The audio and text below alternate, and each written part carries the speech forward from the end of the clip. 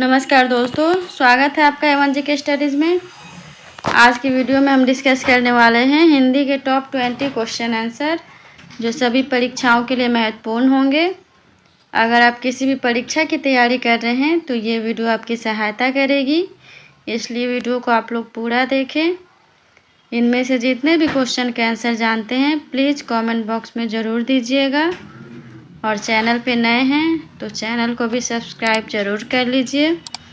चलिए आगे बढ़ते हैं। आज का आपका पहला सवाल है, अर्धमागधी अपभ्रंश से विकसित बोली कौन सी है?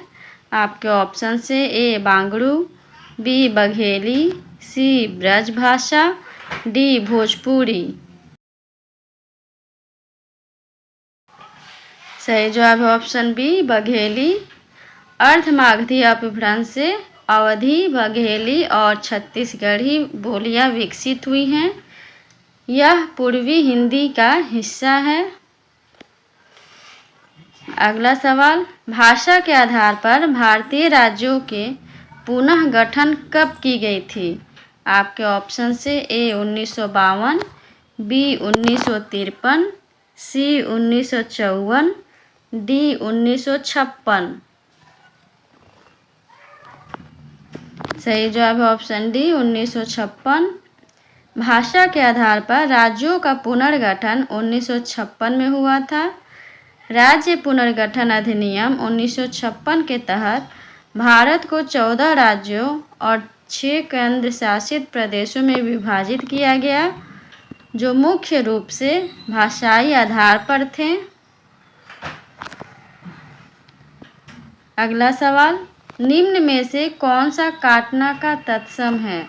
आपके ऑप्शन से ए कटन, बी कटित, सी कर्तन, डी कोई नहीं। बताइए काटना शब्द का तत्सम क्या है? सही जवाब है ऑप्शन सी कर्तन। कर्तन काटना शब्द का तत्सम रूप है। अगला सवाल, खिड़की किस प्रकार का शब्द है? खिड़की किस प्रकार का शब्द है? आपके ऑप्शन से ए तद्भव, बी विदेशज, सी देशज, डी संकर। जवाब दीजिए। सही जवाब है ऑप्शन सी देशज। खिड़की एक देशज शब्द है। देशज शब्द वे शब्द होते हैं जिनकी उत्पत्ति देश की किसी क्षेत्रीय भाषा से हुई है, लेकिन उनका मूल या स्रोत पता नहीं है। अगला सवाल, किस विकल्प में सभी भाववाचक संज्ञा शब्द हैं?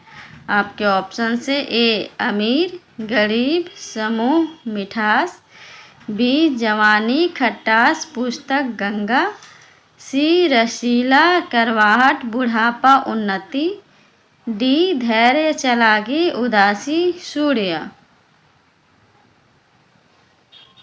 जवाब दीजिए।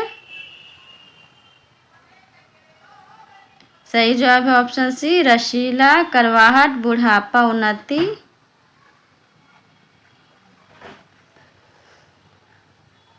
अगला सवाल है, परिमाणवाचक क्रिया विशेषण अव्यय कौन सा है? आपके ऑप्शन से ए क्षण भर, बी निःसंदेह, सी अन्यत्र, डी अत्यंत।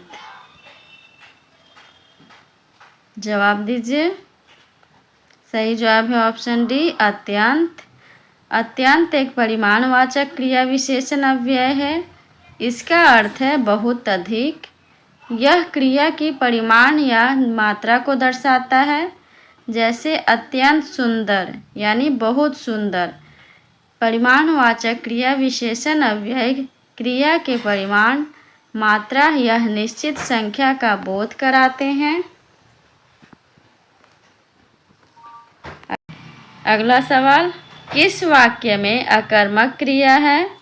आपके ऑप्शन से ए पानी बरस रहा है, बी मैं गेहूँ पिसवाता हूँ, सी श्याम निबंध लिखता है, डी राम मोहन को रुला रहा है। जवाब दीजिए। सही जवाब है ऑप्शन ए पानी बरस रहा है। पानी बरस रहा में बरस रहा है क्रिया अकर्मक क्रिया है। अकर्मक क्रिया वे क्रियाएं होती हैं जिनका प्रभाव सीधे कर्ता पर पड़ता है और जिन्हें कर्म की आवश्यकता नहीं होती है। इस वाक्य में बरस रहा है क्रिया का प्रभाव पानी पर ही पड़ रहा है। ये सभी प्रश्न परीक्षा के दृष्टिकोण से बहुत ही महत्वपूर्ण हैं। अगला सवाल है, अविकारी शब्द क्या होता है? अविकारी शब्द क्या होता है? आपके ऑप्शन से ए संज्ञा, बी सर्वनाम, सी अव्यय, डी विशेषण। जवाब दीजिए। सही जवाब है ऑप्शन सी अव्यय। अविकारी शब्द अव्यय होते हैं। अव्यय वे शब्द होते हैं जो लिंग, वचन, कारक और काल के अनुसार नहीं बदलते हैं, जैसे यहाँ, वहाँ, अब, सदा, किंतु और आदि। अगला सवाल, अश्व का पर्यायवाची नहीं है। आपके ऑप्शन से ए तरंग, बी घोटक, सी घोड़ा, डी हया। बताइए कौन अश्व का पर्यायवाची नहीं है? सही जवाब ऑप्शन ए तरंग। घोटक, घोड़ा और हया अश्व के पर्यायवाची हैं, जबकि तरंग लहर का पर्यायवाची है। अगला सवाल, ऋजु का विलोम शब्द क्या है? ऋजु का विलोम शब्द क्या है? आपके ऑप्शन से ए सीधा, बी सरल, सी त्रिकोण, डी वक्र। सही जवाब ऑप्शन डी वक्र। ऋजु का विलोम शब्द वक्र है। ऋजु का अर्थ सीधा, सरल या ईमानदार होता है, जबकि वक्र का अर्थ टेढ़ा, तिरछा या कुटिल होता है। अगला सवाल, निम्नलिखित में से स्त्रीलिंग शब्द कौन सा है?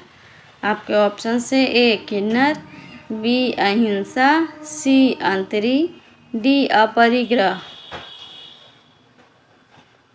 जवाब दीजिए। सही जवाब ऑप्शन बी अहिंसा।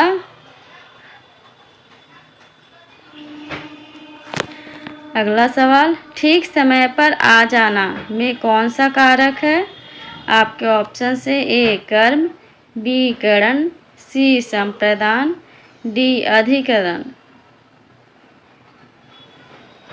जवाब दीजिए। सही जवाब ऑप्शन डी अधिकरण। ठीक समय पर आ जाना वाक्य में अधिकरण कारक है।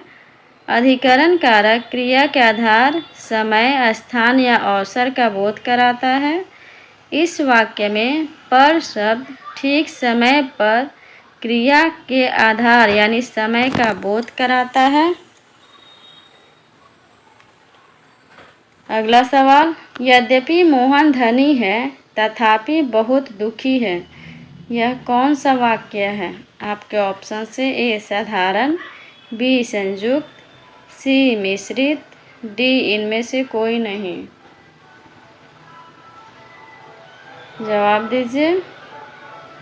सही जवाब ऑप्शन सी मिश्रित।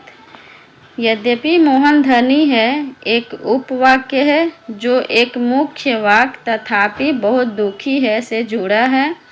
इस तरह के वाक्यों को मिश्र वाक्य कहा जाता है। मिश्र वाक्य में वाक्य जो, क्योंकि, जब, यदि, तो, अगर, परंतु, तथापि, यद्यपि आदि जैसे शब्दों से जुड़े होते हैं। चलिए आगे बढ़ते हैं। अगला सवाल, हिंदी भाषा का प्रथम प्रामाणिक ग्रंथ कौन सा है?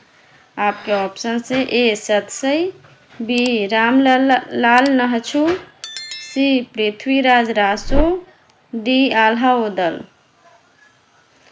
बताइए हिंदी भाषा का प्रथम प्रामाणिक ग्रंथ कौन सा है?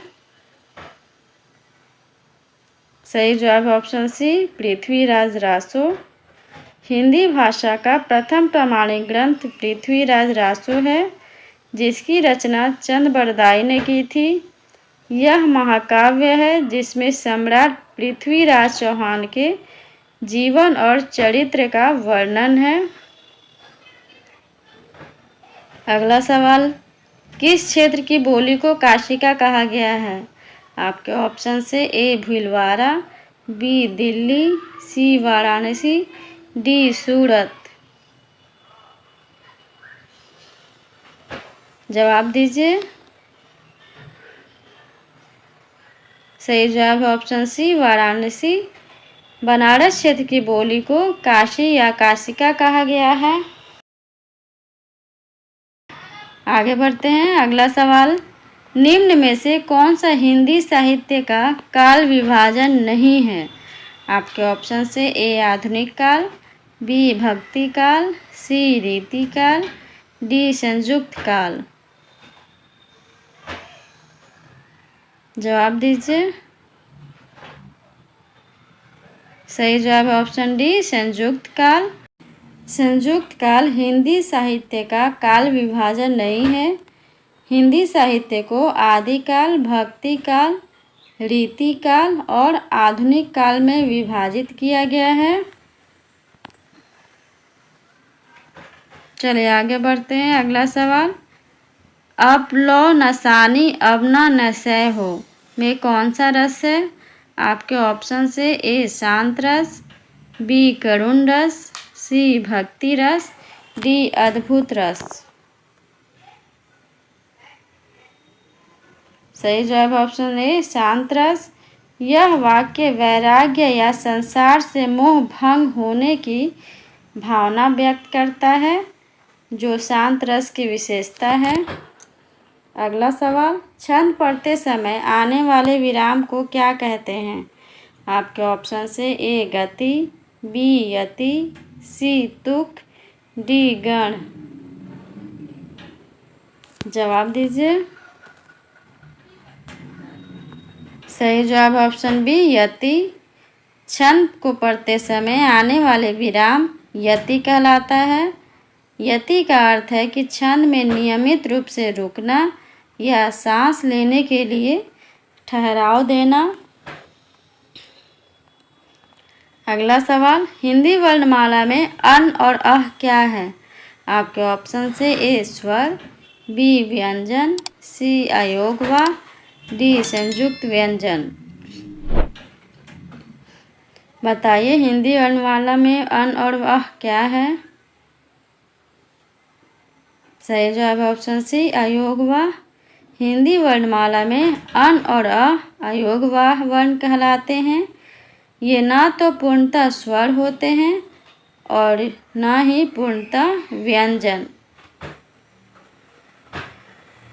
अगला सवाल, कठिन काव्य का प्रेत किस कवि को कहा जाता है? आपके ऑप्शन से ए सेनापति, बी चिंतामणि, सी मतीराम, डी केशवदास। जवाब दीजिए। सही जवाब ऑप्शन डी केशवदास।